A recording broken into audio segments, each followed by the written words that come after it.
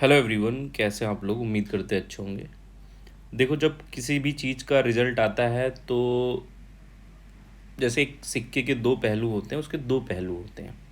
जिसका सिलेक्शन होता है उसको तो अच्छा लगता है, लेकिन ये CBT 1 का रिजल्ट है, फिर उसको टेंशन हो जाती है कि CBT 2 भी मेरे को करना है।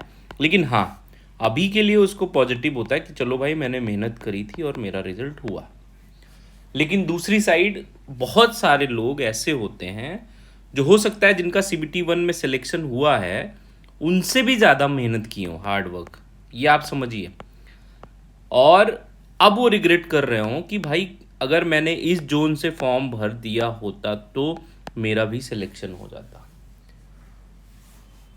तो ये बहुत ऑब्वियस है और मैं समझ सकता हूँ। हम लोग भी, या मैं अपनी बात करूँ स्पेशली, तो कई सालों तक इस दर्द को झेला है। CGL में कई बार DV कराई है, CHSL की, CGL की, लेकिन फाइनल कट ऑफ में नहीं होता था। वो दर्द फिर धीरे धीरे आदत सी हो गई थी कि पता नहीं कब सिलेक्शन होगा। और कहीं ना कहीं खुद में थोड़ी बहुत तो कमी रही जाती है, क्योंकि CGL में तो ऐसा होता नहीं है कि जोन वाइज कट ऑफ आती है, या SSC में। लेकिन NTPC में ये जो जोन वाइज कट ऑफ आती है, ये या जोन वाइज जो वैकेंसी होती है, और फॉर्म भी जोन वाइज भरा जाता है, ये चीज़ आपको समझना बहुत ज़रूरी है। तो उसके बाद जब कट ऑफ आता है ना, तो ये बहुत मैटर करता है कि आपने जोन कौन सा चुना था। अच्छा चलो ठीक है, बहुत सारे लोग अपना होम स्टेट चुनते हैं, और बहुत सारे लोगों को पता भी नहीं होता कि होम स्टेट में कितनी वैकेंसी है, क्या है, जो एकदम बिगिनर होते हैं।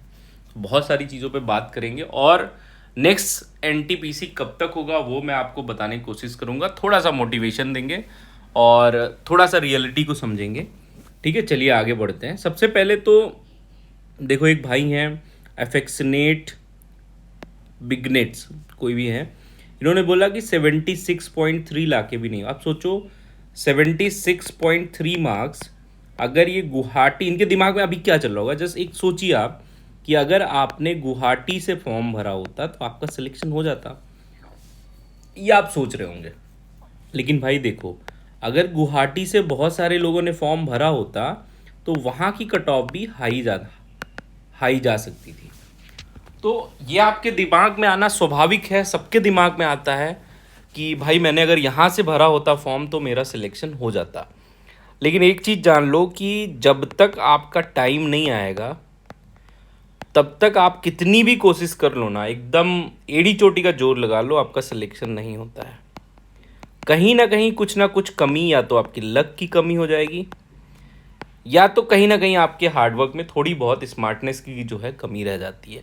जो लोग कहते हैं लक नहीं काम करता, उनसे ज़रा RRB NTPC वाले में बोलिएगा कि जो कम मार्क्स लेके आपसे भी सिलेक्शन CBT 1 में लिए हैं, और भगवान करे कि उनका CBT 2 में भी हो जाए, लेकिन अगर वही फॉर्म आपने वहाँ से भरा होता और वो आपकी जगह पे भरे होते, तो क्या उनका सिलेक्शन होता? ठीक है, तो ये बहुत सारी चीज़ें दिमाग में आती है। लेकिन भाई, एक चीज़ एक्सेप्ट करो कि जिनका सिलेक्शन हुआ है वो भी बहुत मेहनत किए हैं।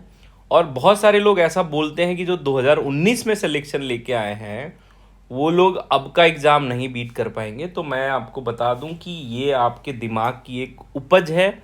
2019 में भी कंपटीशन बहुत हाई था, उस समय रेलवे की लगातार वैकेंसी नहीं आ रही थी। ठीक है, बहुत सारी चीज़ें होती हैं। अब देखो भाई, आपको करना क्या है, इस चीज़ से जितना जल्दी उभरो। अभी तो निगेटिविटी आ रही होगी कि भाई पता नहीं सिलेक्शन CBT 1 में हो, किसी भी एग्ज़ाम में होगा कि नहीं होगा, होगा भी तो कब होगा। ठीक है, गवर्नमेंट एग्ज़ाम में जिसका जल्दी सिलेक्शन हो जाता है वो बहुत लकी होते हैं और बहुत हार्ड वर्किंग होते हैं, और शायद वो शुरू से ही बहुत ब्रिलियंट होते हैं। लेकिन जिसका नहीं होता है, थोड़ा टाइम लगता है, तो बहुत सारी चीज़ें दिमाग में आती हैं, क्योंकि सेकेंड ऑप्शन आफ्टर 25 नहीं बचता है। तो हो सकता है आप 4-5 साल तैयारी किए। तो अभी आपको क्या करना चाहिए, मैं कुछ सजेशन आपको दूंगा, जो आप सुनिएगा और आपको हो सकता है अच्छा लगे और थोड़ा सा मोटिवेशन आपको मिले। बाकी मोटिवेशन तो आजकल आप लोग बहुत यूट्यूब से लेते रहते हैं। ये एक भाई हैं, Bhopal zone, you are qualified for CBT 2, thanks for your guidance भैया जी, प्लीज़ CBT 2 के लिए। ठीक है, तो ये भाई है, इनका सिलेक्शन हो गया है, थैंक यू बोल रहे हैं। थैंक यू भाई, और आप CBT 2 में भी सिलेक्शन लेके आओ। अब एक भाई का अलग दर्द है कि such a low cut off in my home zone Bhubaneswar, I am shortlisted in the Bilaspur zone, but I am feeling very sad now. अब देखो, कोई सैड होगा जिसका CVT 1 नहीं क्वालिफाई हुआ, और ये भाई साहब सैड हैं क्योंकि इनका होम जोन भुवनेश्वर था, ये कहीं और बिलासपुर जोन से इन्होंने फॉर्म भर दिया, और अब भुवनेश्वर में जो है वो कट ऑफ कम चली गई। ऐसा हम लोग के साथ भी हुआ था, हम लोग मुंबई जोन भरे थे और उस बार गोरखपुर जोन का कट ऑफ कम गया था। तो अभी तक रिग्रेट होता है कि भाई अपने जोन से भरे होते तो आज अपने घर के पास होते। तो ये थोड़ा सोचने वाली बात है कि कहीं ना कहीं लोग कुछ ना कुछ जो खुश रहने की आदत है वो निकाल लेते। कोई बात नहीं भाई, आपका सिलेक्शन हुआ, आगे बढ़ो। अब देखो मोटिवेशन कैसे होगा और क्या आपको करना चाहिए।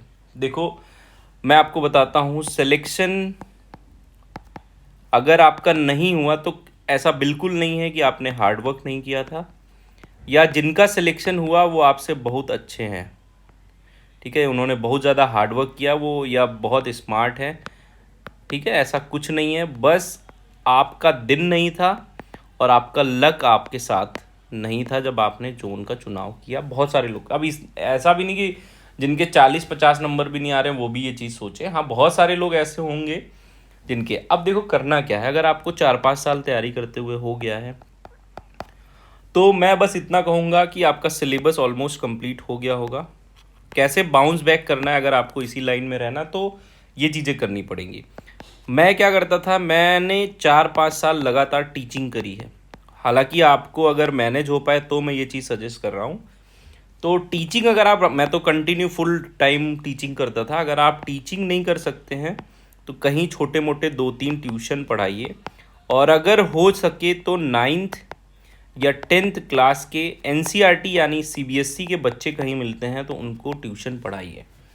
इससे आपको थोड़ा सा आपका मन भी लगेगा और आपकी थोड़ी सी इनकम भी जनरेट होगी, ठीक है। तो ये कर सकते हैं।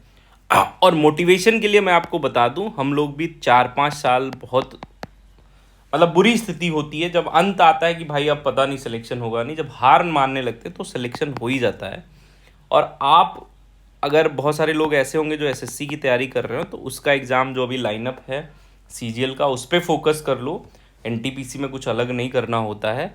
अब अंत में कि नेक्स्ट NTPC कब आएगा, तो देखो जिस पेस पे रेलवे चल रहा है, RRB चल रहा है, उसके हिसाब से अगले 4 महीने में, 3 से 4 महीने में आपका नया NTPC का नोटिफिकेशन आ जाएगा, ठीक है। तो ऐसा नहीं है कि ये चीज़ ख़त्म हुआ तो आपको बेस्ट मिलेगा। मैं आपको बताऊं, मैंने यूपी कांस्टेबल का भी एग्ज़ाम भरा था, ग्रुप डी का भी एग्ज़ाम भरा था, और यूपी ASI का एग्ज़ाम भी भरा था उस टाइम जब मेरा फाइनल सिलेक्शन यहाँ हुआ। और आपको बताऊं, मेरा यूपी ASI में सब कुछ हो गया और फाइनल कट ऑफ 1 या 1.5 मार्क्स से रुक गया था। उसमें भी कुछ परिस्थितियाँ थी जो मैं आपको नहीं बता सकता हूँ। ग्रुप डी में मैं रनिंग करने नहीं गया, मार्क्स अच्छे थे क्योंकि रनिंग में मेरे को दिक्कत थी। यूपी कांस्टेबल में रनिंग करने गया, वहाँ भी नहीं हुआ। CPSI में भी सेम हुआ, लेकिन भगवान ने कुछ और ही लिखा था और आज मैं आपके सामने हूँ। तो आपके लिए भी जो बेस्ट होगा वो गॉड प्लान करता है, ये चीज़ सोचिए और अपने आप को थोड़ा सा और जो है मैनेज करिए, चीज़ों को और अच्छे से सोचने की कोशिश करिए, प्रैक्टिस और करिए, पुराने चीज़ों से हटिए, नए क्वेश्चंस पे आइए। GS GK करंट अफेयर को अपना पैसन बनाओ कि हमको पढ़ना है, क्वेश्चंस करना है डेली, और ये सोचो कि इस बार नहीं तो मेरा सिलेक्शन नेक्स्ट टाइम होगा। वो जो सुने हैं ना, वो अमिताभ बच्चन जी कहते हैं, कोशिश करने वालों की कभी हार नहीं होती है। बहुत डिमोटिवेटिंग होता है। हो सकता है आप 5-6 साल से तैयारी कर रहे हों और जिसकी फैमिली की स्थिति अच्छी होती है वो तो ठीक है। कुछ लोग सेकंड ऑप्शन भी लेके चलते हैं कि वो हायर स्टडीज़ भी करते रहते हैं साथ में। तो अगर ऐसा आपने कुछ किया है, मेरा तो सजेशन होगा कि छोटा मोटा स्कूल या तो ट्यूशन वगैरह ज्वाइन करिए, थोड़ा बहुत काम करिए और मॉर्निंग में एक मॉक दीजिए। मॉक अगर ज्वाइन नहीं किए हैं तो ज्वाइन कर लीजिए, बढ़िया जो होते हैं। कोचिंग करने की ज़रूरत नहीं है। जिस टॉपिक में भी फंसें वो टॉपिक की वीडियो आप यूट्यूब पे देख सकते हैं और अपने नोट्स को खंगाड़िए, कहाँ पे कमी रह रही है, कहाँ पे गलती हो रही है। GS का खेला है तो GS को अब ऐसे पढ़िए कि GS आप दूसरों को बताएं कैसे पढ़ना है, ठीक है। इतना करेंगे तो आगे के लिए राह आसान होगी। बाकी मोटिवेशन आपको खुद से मिलेगा और मोटिवेशन आपको आपकी फैमिली से मिलेगा। वो सब लेके और फिर से बाउंस बैक करिए। और NTPC CBT 2 की डेट आ गई है जो 10 जुलाई को है। उसके लिए मॉर्निंग में एक स्ट्रेटजी वीडियो मैं आपको दे दूंगा, जो लोग भी तैयारी कर रहे हैं। चलिए पढ़ते रहिए भाई, ऑल द बेस्ट। आपको होप नहीं हारनी है, बस ये समझ लो।